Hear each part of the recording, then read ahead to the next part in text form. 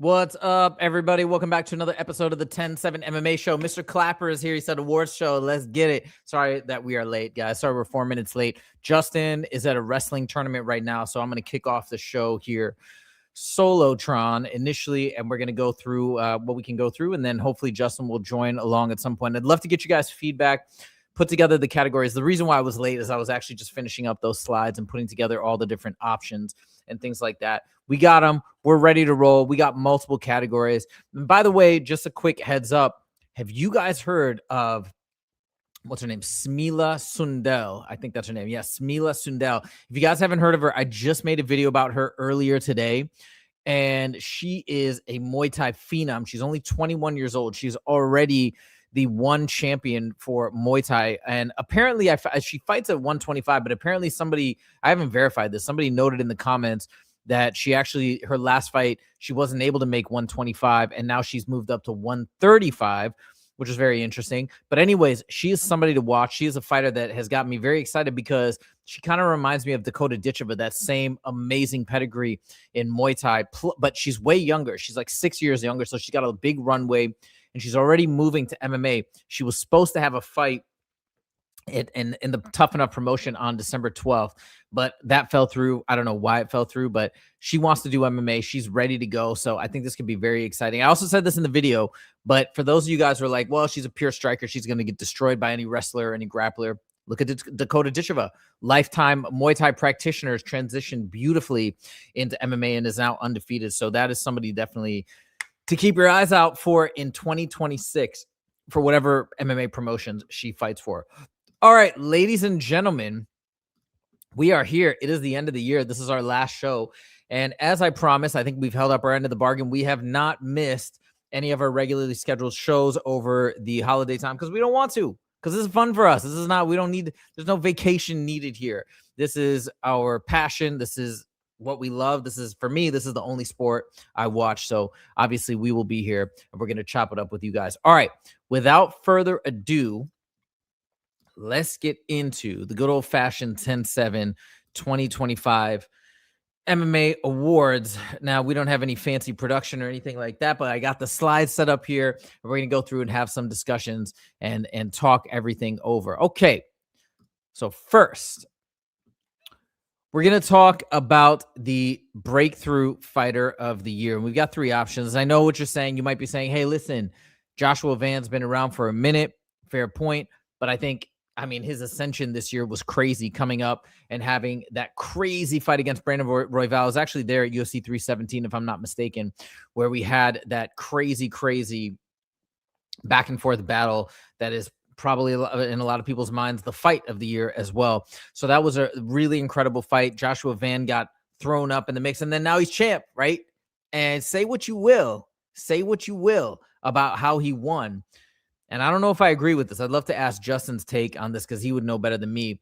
But according to Manel Kopp, I mean, he says that Pantoja made a mistake in the way that he posted. He said that he shouldn't have posted his arm like that, and that was his mistake, his fault. So at the end of the day, I mean, it's a legitimate victory. Joshua Van, in my opinion, is the legitimate champion. I mean, that's just how it goes sometimes. You know, Conor broke his leg in the middle of a fight. Doesn't take the victory away from Dustin Poirier. That's just how it goes. Physical deficiencies, whether you have a weak chin or a weak shin bone, it is what it is. So anyways, he's the legitimate champ. Now we got Joshua Van. We got Salsa Boy, right? Salsa Boy had 5 fights in 2025. I think he won 4 of them, which is crazy. And now he's going up and he's fighting Derek Lewis. Dude, he's 1 fight away from a title shot. And I know what you're saying. You're going to say, well, Malcolm Wellmaker, he was on doing this whole streak and doing amazing, but then he lost, and he got lost to a last-minute replacement. But remember, the guy who was his last-minute replacement opponent was actually very good, and his team was very much behind him. Wellmaker said in retrospect that was a tough matchup for him. For whatever reason, maybe he made some mistakes, maybe he did different things, but he still burst onto the scene. He was a big presence in the world of mixed martial arts. He did like an 1.5-hour video with Ariel Helwani. He kind of became the darling of the UFC. I think everybody expected him to win and keep rising. It unfortunately didn't happen, but I still wanted to include him here because I don't think he's done. I think obviously he's not done. He's going to come back. I think he trolled some people with some posts saying he was going back to his old job. He's coming back. He's going to be better than ever, I think. And yeah, we shall see. Oh, by the way, Western says it's got to be Joshua Van. Yeah, it's hard to argue with Joshua Van. Mr. Clapper says my number one MMA show. Thank you. Thank you. Mr. Clapper also feels that it's got to be Joshua Van. What? Western, you think Derek Lewis is going to beat Salsa Boy? Tell me why. Tell me why. Give me some thoughts here, because I think that the opposite's going to happen. Granted, I mean, Derek Lewis has always got that big knockout power, but why do you think that Derek Lewis is going to be victorious over Salsa Boy? I mean, especially because think about the run that Salsa Boy has been on. He's got that momentum. I know me and Justin have talked about whether or not momentum is even a true concept or a true thing in mixed martial arts, but experience, sure, definitely experience. Man, yeah, but like, I don't know. Salsa Boy took down what's his name? Tom Aspinall's boy, who's like a crazy striker, crazy kickboxer in his second to last fight. I'm blanking on his name now. But dude, and he got beaten up badly. He almost got finished, but he stayed and he got eye poked. I mean, dude, the guy still, I don't know, man. I don't think so. I think Salsa Boy, look, this is not any technical analysis, by the way. This is just a gut feeling, but I feel like Salsa Boy, I think he's going to be able to wear those shots. You know, if he does get hit with those shots with Derek's knuckles, which I'm sure he will. I just don't know, man. I feel like he's just kind of unbeatable right now. Now, you put him against Tom Aspinall or Cyril Gane, okay. You know, now we're going to the next level. But, and plus, how old is Derek Lewis? Hold on. Let me look this up. Derek Lewis is up there, man. He's almost 40, or maybe he is 40. Let me see. Derek Lewis is, yeah, dude, he's 40. He's already 40. He turns 41 in February, so he's nearly 41. Waldo Acosta Cortez. Hold on, let me see how old he is. He is 34 years young. Wait, why do they show a picture of Cyril Gane? They show a picture of Cyril Gane when you Google it. That's really funny. But yeah, and they also show a picture. I don't know why they're showing these random pictures, but yeah, he's 34. He's young. He's hungry. He's on a streak. I don't know. Yeah, Western, you make a good point. I don't know. That could be the case, but I'm gonna pick Salsa Boy. Anyways, body shots. Okay, interesting. All right, you guys aren't gonna like this. Because Joshua Van is probably who everybody's gonna pick. Oh, actually, no. Let me think about it again. Let me think about it a little bit more. I don't know, man. Who's been the biggest breakout star to me personally? Who's risen the most in terms of their profile? In my mind, this is a subjective answer. This is not going to be an objective answer. But to me, I have to go Salsa Boy. Dude, Salsa Boy's blown me away. And then come on, dude, all the stuff that he did when. Oh, let me remember the guy who he beat. It's gonna drive me crazy if I don't remember his name. When he beat Aspinall's boy, Ante D'Elia. When he beat Ante D'Elia, dude, he came out, he got eye poked. Like, I mean, think about the circumstances. It was crazy. You had the eye poke a week before. Salsa Boy gets eye poked. He's like, no, I don't want to quit. I want to keep fighting. Then he calls out Tom Aspinall on the mic and says, yeah, I'm not going to quit. I'm a real fighter, blah, blah, blah. He gets all this profile. Then he takes another fight like 5 weeks later and he wins that one too, which is insane. And then now he's on the January 24th card fighting Derek Lewis. I mean, I know that's in the future, but still, this is like an epic run, 4-1. And a heavyweight too, where the damage is that extreme. To me, it's got to be Salsa Boy. But I totally get it if everybody disagrees with me. Joshua Van is a legend. He's done some amazing things and really, really fun fighter to watch as well. Very, very, very slick boxing. I think some people said he's got the slickest boxing in the UFC, but I'm sorry if I've upset you guys. I got to go Waldo Acosta Cortez, a.k.a. Salsa Boy, for the breakthrough fighter. When Justin joins, I'll have him take a look at these topics as well. Not exactly sure when he's going to be joining, so we shall see. But let's keep it rolling here. Okay. Now this one's an interesting one. Okay. So they actually had this category on Submission Radio as well. So I thought, hey, this is actually an very interesting category. Let's include this as well. You know, I could have technically, although it's not that bad of. I mean, Magomed Ankalaev, right? He lost the belt, but I mean, it's whatever. It was a rematch. He lost the fight. It is what it is.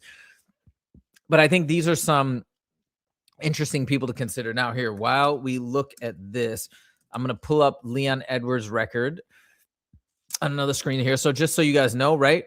Just as a recollection, we had Leon Edwards. Granted, he had lost the title in 2024, but since then, In 2025, he's had 2 fights back-to-back, losing to 2 contenders. First, he lost to Sean Brady, and that catapulted Sean Brady up to like the number 2 spot. Then he lost to Carlos Prates.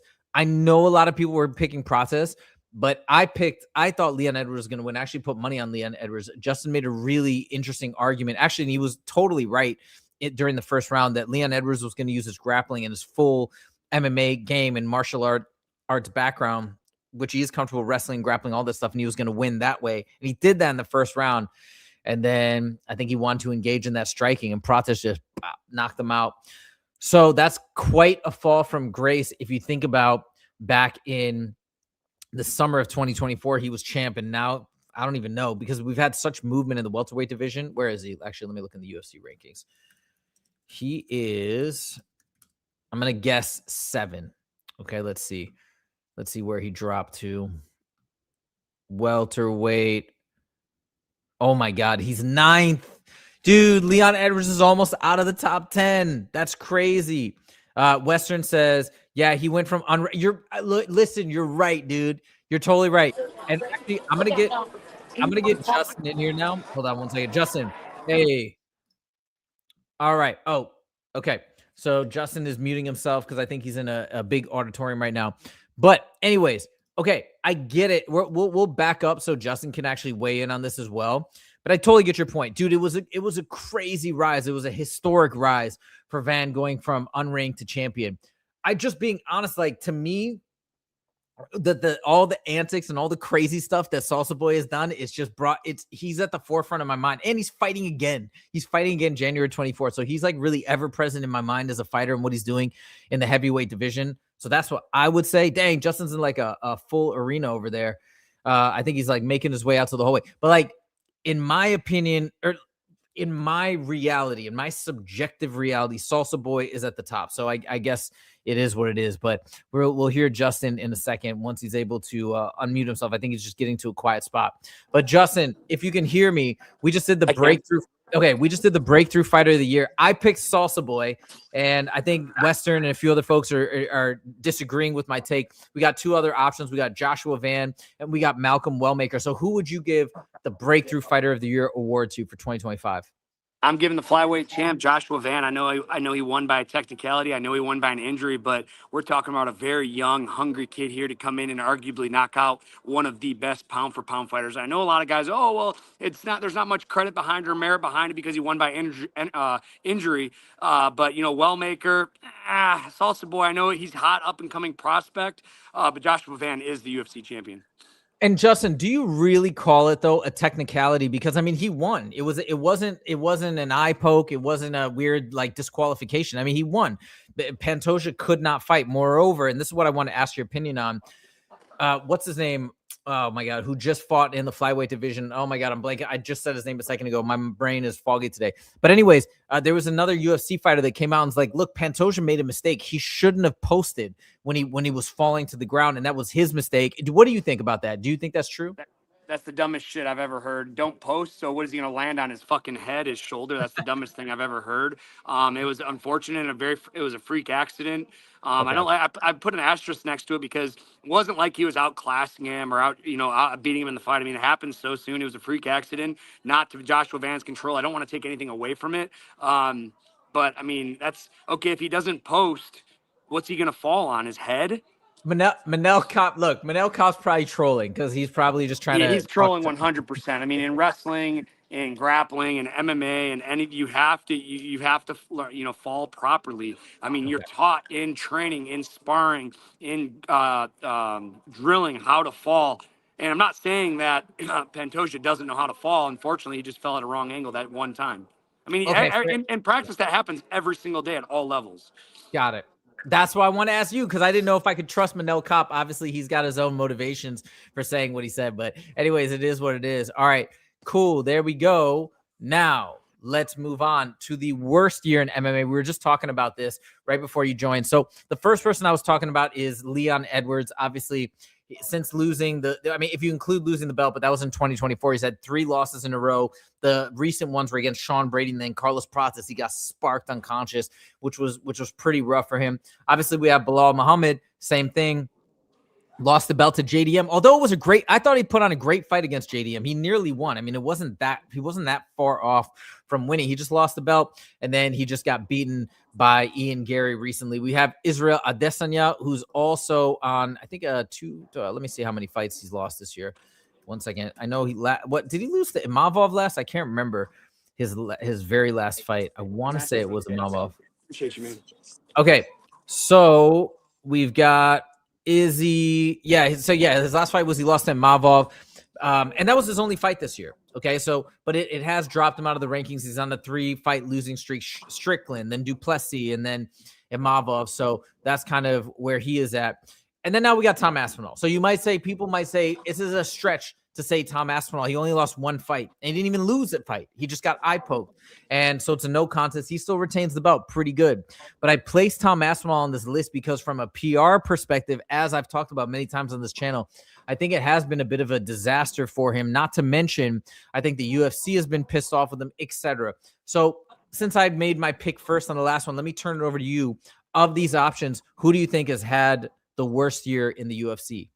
Well, I'm definitely not going to – I'm going to go through all the picks. Tom Aspinall, no. I mean, he had a technicality being poked in the eye. Hasn't been able to finish. Bilal Muhammad has lost twice, but they were both very exciting fights. Israel Adesanya has only lost once. He is on a 3-fight losing streak, but the question is worst year in MMA, all right? There's Leon Edwards, has he lost 3 times this year or 3 times just in a row? Twice this year. 3 times in a row. Twice this year, he's on a 3-fight. I mean, but here's the thing between him and Bilal. Bilal's lost twice this year. Leon's lost 3 times, but the difference between Leon and Bilal is Leon's getting finished. And I'm going to have to say worst year in MMA right now is Leon Edwards, just because such a great lead up, knocking Usman out by a head kick, then winning an incredible decision. And since then, just not being able to put it together. And he's been finished very recently. I'm putting Leon Edwards for the worst year in MMA. I'm going to have to agree. And on top of that, the last thing I'll say is, he's now 9th in the rankings. And I imagine that is going to continue to plummet. Like, how crazy is it that in like just over a year, he's dropped from the champion almost out of the top 10. So it seems like a pretty steep decline. I'm going to totally agree with you. And there we go. It's not like the most fun category, but I figured it was worthwhile to analyze and mention and discuss. All right. Sure. Next, we're moving on to the gym of the year. I thought this was a cool category that I saw in another ranking, so I threw it up here. And we got your gym. Obviously, Extreme Couture is in there in the mix. We've got American, AKA American Kickboxing Academy, American Top Team, and the Fighting Nerds. Justin, let me turn it over to you. If you had to think about just these big gyms, is there anyone in particular that stands out to you? And if so, why? Of course, you're talking about my home, Extreme Couture, best gym in the world. And obviously, I'm very, very biased. I've been working there for 15 years.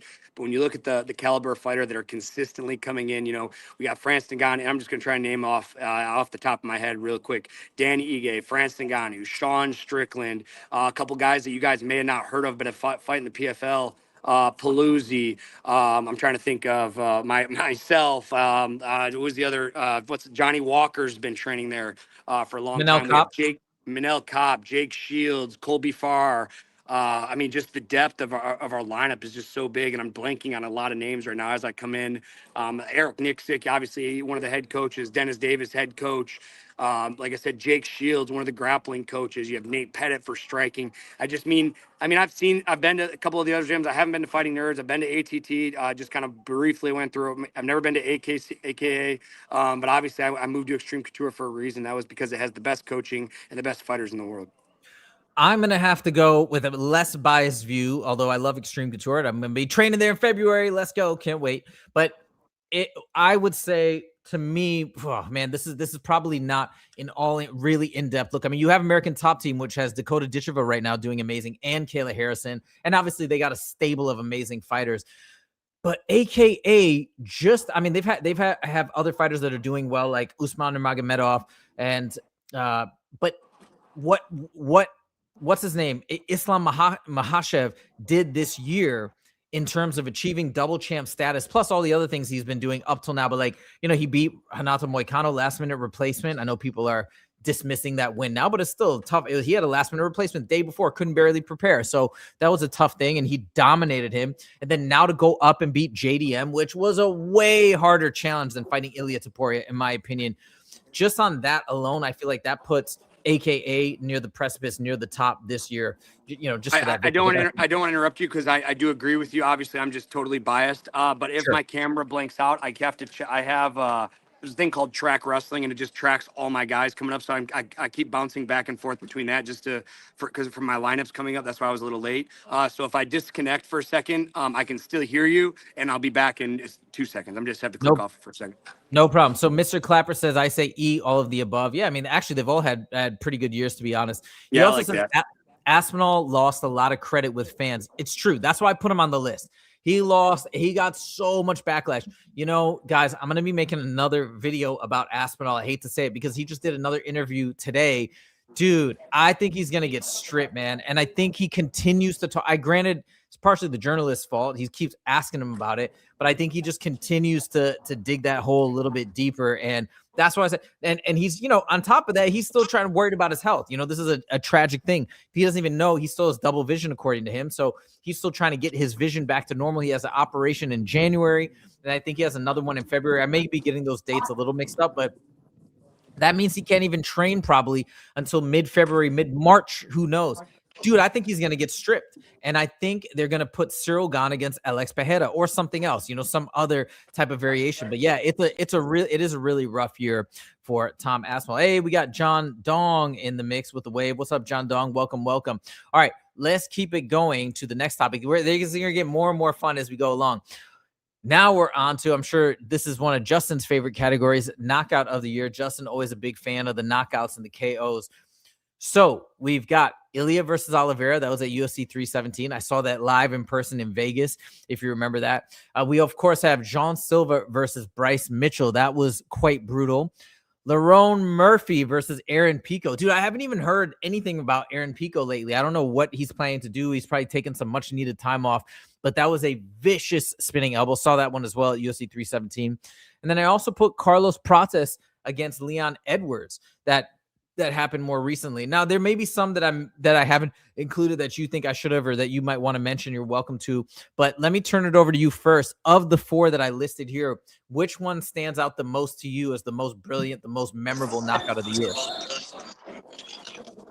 Ilya and Oliveira. I mean, we're talking about an incredible knockout going up to 155. And Oliveira just had a little bit too much respect for him. Kind of walking him down, taking those shots to get just shot by that. But Ilya really showing how much power he has in the striking. Sorry, my son's wrestling right now. But showing the power he has in the striking to do what he did to Charles Oliveira was by far the most incredible thing I've seen. Bryce Mitchell's a grappler. He's not known for incredible striking. Lerone Murphy and Pico is an awesome one. Carlos Prates and Edwards, but Edwards being on the downfall. Oliveira always being there in. Yep. Oh. Sorry, they're about to argue with something Ben's doing, but Oliveira and Ilya by far, in my opinion, because again, it's the 45, it's the featherweight going up to light heavyweight. I'm sorry, lightweight. You just made a perfect argument. I'm going to have to 100% agree with you, actually, because, again, Ilya, the question was, what does power translate? The stakes were high. I always say stakes amplify the moment and the fight and the outcome by like 10x. So we had the lightweight championship on the line. I know some people said, oh, big deal, you knocked out Oliveira. Like, that's a huge deal. Who finishes Oliveira in round one? And on top of that, if you recall, it's a huge deal. And Oliveira is still a contender. Again, sorry I interrupted you. I just want to make that point. Bryce Mitchell got knocked out, but again, he's a grappler. Pico and Lerone Murphy was pretty awesome. Don't get me wrong, it's a very close second, but they're not as big of names as Ilya and Oliveira. John Dong says Mauricio Hufi against Bobby Green. I almost included that as well, but I don't know. I thought okay, maybe I should have included that on the list. But either way, I think Ilya versus Oliveira, I think that takes the cake for all those reasons. And again, it was a beautiful knockout, and it was a bad knockout. Like, dude, Oliveira was, he was on the ground, KO'd, not moving. It's not like he came right back to, you know what I mean? It was such a brutal, amazing knockout. And I remember the vibe in the arena was so crazy. They played that Spanish mute. Like, it was a really cool night. It was a really cool finish. So I'm in agreement with you. All right. That's our knockout of the year. Moving on to fight of the year. Okay. Now we got some fun ones to go through right here. So of course, at the top, I included Piotr Yan versus Merab Dvalishvili. That was an amazing fight. I thought Ilya versus Oliveira, I know, was short, but as for the reasons you mentioned, that was also a crazy fight just because of how fast it finished. The fact that he got the KO in round one, he had to show some good grappling skills to get back to his feet. when they were briefly on the ground. So that was really cool. Van versus Royval, saw that fight as well. I think that was on 317 as well, if I'm not mistaken. 317 to 319, one of the two. But I saw that fight in person as well. Those were the two UFC events I went to this year. That was a crazy, crazy fight. Crazy back and forth 3-rounder. And here's one that nobody's talking about. I didn't see this on anybody's list. And I don't get how this didn't make anybody's list. To me, Pereira versus Magomed Ankalaev, that fight was so crazy to me, especially since that Pereira was the underdog and everybody thought, fraud check, oh, this is the guy that's just going to take down, he's going to be able to take down Pereira. Pereira he's been getting fed strikers, blah, blah, blah. And then how he dominated him, to me, like, that was crazy. So if you guys can't already tell, that's my pick. That was my fight of the year. That was the fight that I got by far the most excited for out of any fight. I almost I was like partially losing my voice. I was screaming that night. It was absolutely unbelievable. Oh, it looks like Ben won. Let's go. But I was screaming that night. Hold on, let me sorry guys, I just want to show you guys that my son just won that. Yeah, let's doing go. pretty good so far. I gotta take this. Yep. So, anyways, I'm just gonna mute. Sorry about no, that. it's all good. No, it's all good. Just let me know when you're ready to go, and I'll unmute you. But that's my pick. I'm gonna say Alex Pereira without a doubt versus Magomed Ankalaev. That was my fight of the year. That was the best. That was the coolest moment in the whole year for me. I had tied with Hamzat getting the championship. Those two moments were amazing. Okay, go take it away, Justin. Hey, buddy, you got a Ben? Yeah, I'm the coach. Okay. Sorry about that. I have another guy coming up. Ben just won his match, but I'm going to go with Pierre versus Magomedov. Like I said, I thought it was incredible. Let me try and get out of here, guys. Yeah. Hold on one second. Let me step outside. How many till you're up? Next. All right. Give me 2 seconds. I just got to explain something real quick, but I want to come back to this. Okay. So, yeah, let's go. We both agree that it's Pereira versus Magomed Ankalaev. Guys, let me know in the comments what you guys think. You said IWO. What is wait, am I missing something? IWO. What does that stand for? Versus IBO FOTY. Oh, Yuri versus Khalil. John Dong with the clutch pick. Yeah, I should have included that as well. I saw that on other people's list. Oh, that was so good too. Oh, but I still pick Pereira versus Magomed Ankalaev for sure. All right, Justin, if you want to take it away and explain why are you going with Pereira versus Magomed Ankalaev, and we had some other great references as well, Yuri versus Khalil, etc. But yeah, take it away. You know, now that I'm looking at it, Van versus Royval was an awesome fight. Ilya versus Oliveira, I mean, that was a great knockout. Don't get me wrong, but man, to talk about Jan and Merab, man, Jan doing the unthinkable, beating the unbeatable force, the the unstoppable force in Merab, so competitive, and then Pereira to come back and do it to Magomedov Magomed in the first round, just make him look like a chump. I'm really having a hard time deciding between A and D. Okay, so now you're down to the.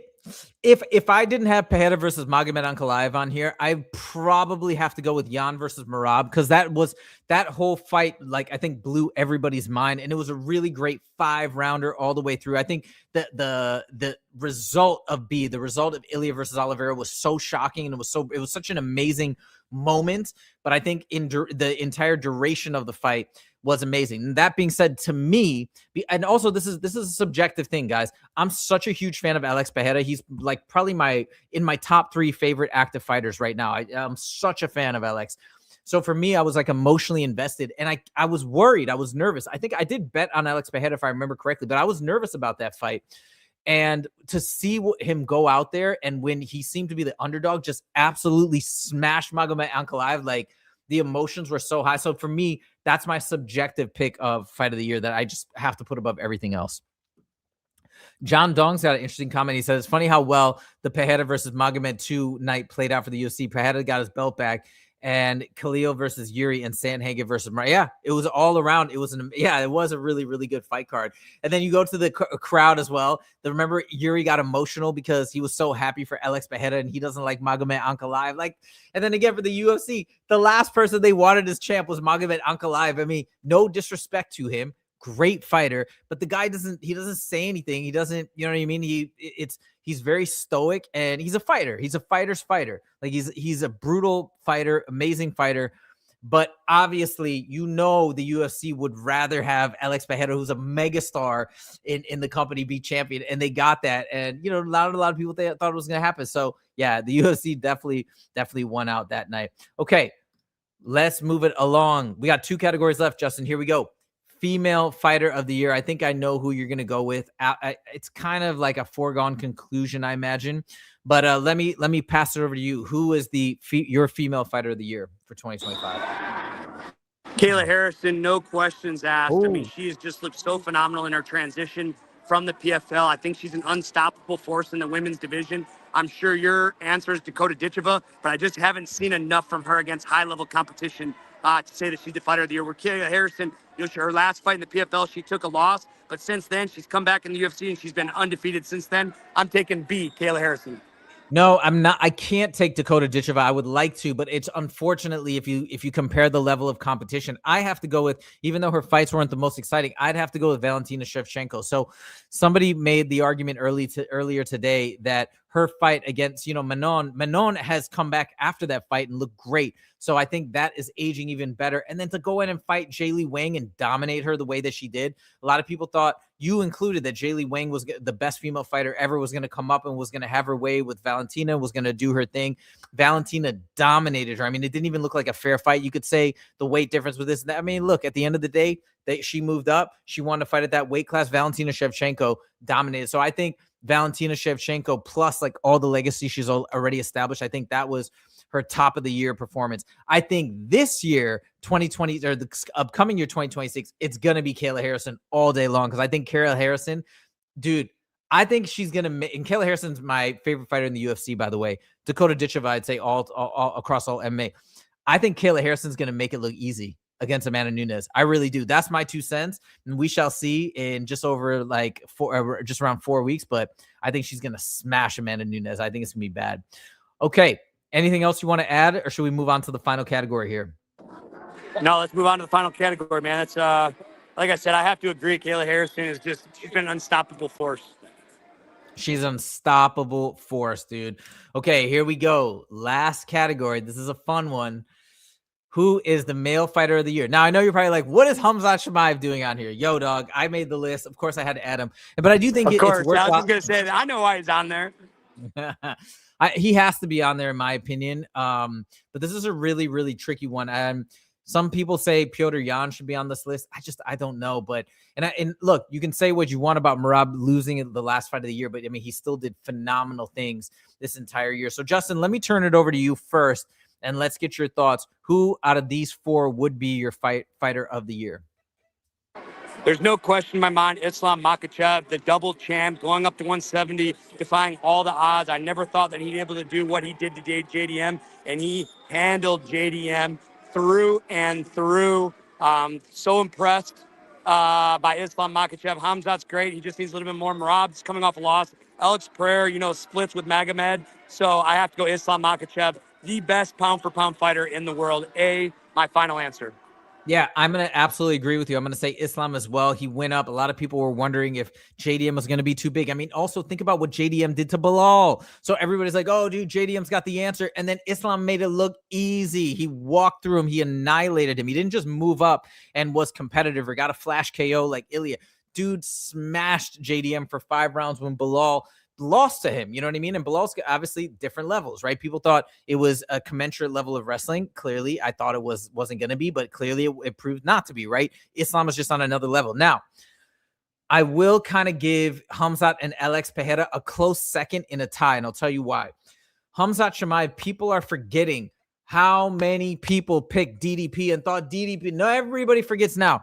So many people were picking DDP to beat Khamzat. Dude, he's met his match. He's crazy. He's like such a good fighter. It was more pros were picking DDP than Khamzat. So on that basis, the fact that more pros and professionals were picking DDP than Khamzat, and then Khamzat did what he did to DDP, I think that should not be forgotten and should not be overlooked. And again, Khamzat's my favorite fighter, but I got to be true here. Ultimately, Islam becoming double champ and doing what he did and doing it the way that he did it has to get him there. But the reason why Alex Pereira is a close second tie with Khamzat is because of what you've told me, Justin. You've told me time and again, one of the hardest things is not to get to the top, but to get back to the top. Once you're already champ, to defend that belt. He lost it to Magomed Ankalaev. And then he went back and won it back against somebody that had already beaten him, that already maybe had theoretically a psychological advantage over him. And he didn't only just beat him, he smashed him. He smashed him in a way where he also ran through and made it look easy with those 12-6 elbows and like that beautiful hook that caught him and dropped him. I mean, it was brilliant. So we got a lot of great options here. Close second place tie between Khamzat and Alex Pereira, but the number one male fighter of the year for me is also going to be Islam Makhachev.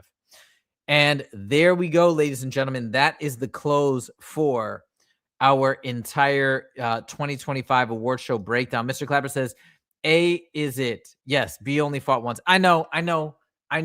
It's my bias. I had to put Khamzat on here because you're right. He only fought once. That's fair. But I had to put him on here because I think so many people are not even talking about him, and they should be, because a lot of people were picking DDP over him. Now it's like, oh, of course. Yeah, Khamzat should have beaten him. It's like, yeah, you guys didn't have that energy before. So we have to give recognition where recognition's due.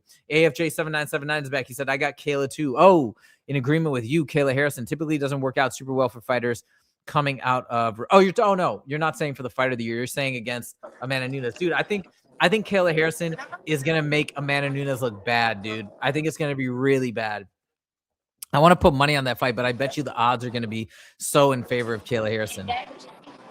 But there we go, guys. I'm agreeing with you. I just think Amanda Nunes is going to break. I think she's going to come out really strong. And if she doesn't get the knockout in the first period, Kayla Harrison is just going to have her way with her and do whatever she wants. John Dong raised an interesting point. He said, I would say Merab is the fighter of the year because of his activity and how exciting his fights were. I mean, it's a really good point. You know, obviously he would be the fighter of the year if he won his last fight. Hard for me to say a fighter. There's the fighter of the year coming off a loss, though, regardless of how it's just, that's the only thing, man. Merab is obviously one of my favorite fighters, but hard to call him the fighter of the year coming off a loss, regardless of the situation. It's just how that recency bias works. You know what I mean? If he lost his second to last fight and won his last fight, we'd probably be singing a different tune. That's just maybe that, and that is a fair subjective bias, but it is what it is. John Dong says, yeah, true. It sucks that he lost. Justin, last thing I'll say, some people have been kind of saying, hey, 2025 was a so-so year in MMA. It wasn't that great. Dude, I totally disagree. I think it was one of the best years in my lifetime as a fan of the sport. I thought 2024 was awesome, but like 2025 in a lot of ways was, I don't know, man. I thought 2025 was epic. How would you rate this year, scale of 1 to 10 in terms of like MMA fandom? Here's the thing. I think we lost him. Yep. All right. I went into a back room trying, so it wasn't so quiet. Can you hear me? Okay. Yeah. Now I can hear you. Yeah, go ahead.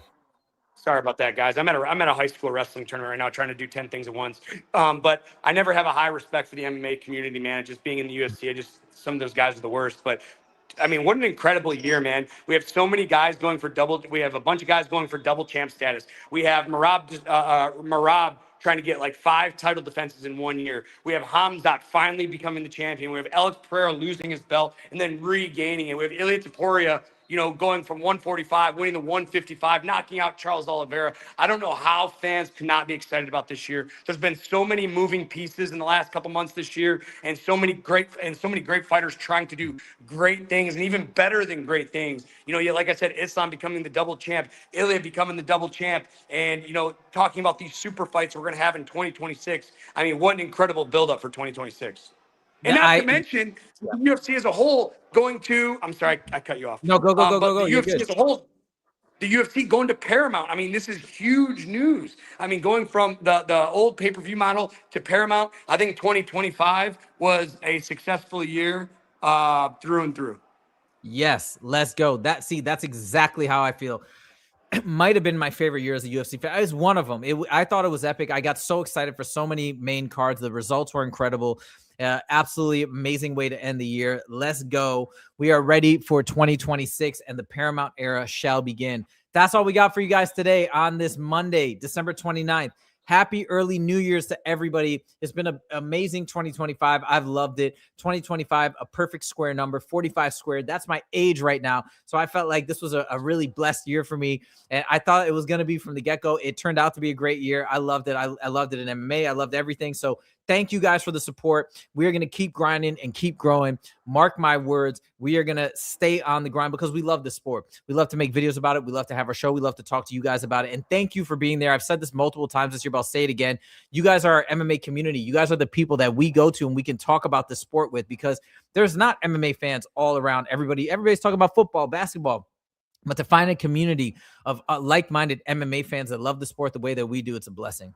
Justin, do you have any final words before we close out for 2025? Yeah, I do. Yeah. Just real quick, kind of reiterate that fact of just thank you for all the support through the years. As you guys know, I'm combat sport through and through, whether it's MMA, whether it's high school wrestling, whether it's college wrestling. And like I said, I've been at this wrestling tournament since 7 o'clock this morning. I'll be here till 7 o'clock tonight. I have to get back here at 7 a.m. tomorrow, 7 p.m. I live and breathe combat sports. I'm just really glad that we have a platform that we can talk MMA each day. I just want, our viewers and stuff to understand my commitment to this channel. I just missed my son's match just so I could come out here. And it's okay. It's okay. He'll have more. I'm glad he won. If he lost, that would have been a fucking bummer. But I've missed a couple matches. You can see me, guys, I'm doing the best I can right now. I have wrestling season through February 7th, but right after February 7th, I'm going to be back full swing. I've been putting out a lot of videos as of late, not so much this last week, just because it's hard stuff to talk about. I really enjoyed doing my Anderson Silva video. That was probably, in my opinion, I felt like it was one of my better videos, but I did use footage because I used footage from the UFC and we got blocked. I was hoping that we could still post it and not be monetized just because I felt it was such a great video. But I just want to, our viewers and stuff, after February 7th, I'll be back doing full episodes. I'm really sorry about these half episodes. I'm not calling them half-ass episodes, but they're a half hour instead of an hour. But just to let you guys know, it's not like I'm out twiddling my thumbs. I'm grinding this year's youth. I'm a head coach I'm not an assistant coach. I'm the head coach of Desert Oasis High School, and I just got to be there for these kids, man. So I want to apologize for my lack thereof, even though I'm doing the best I can. All right. Well, hey, it's all good. We've still been having a blast. Thank you, Justin. Appreciate it. Best of luck to your team for the wrestling tournament. And that's all we got for you guys for 2025. We will see you in the new year, Friday, January 2nd, 2026, to kick off the new year, to kick off the Paramount era. Justin's going to be doing a bunch of breakdown videos and predictions for UFC 324. So we're going to be kind of letting those out gradually because there's so many fights to review, so many amazing fights on that card to review. So that's all we got for you guys. Thank you so much for making 2025 what it was. We appreciate it, and we will see you in the next episode. Take it easy.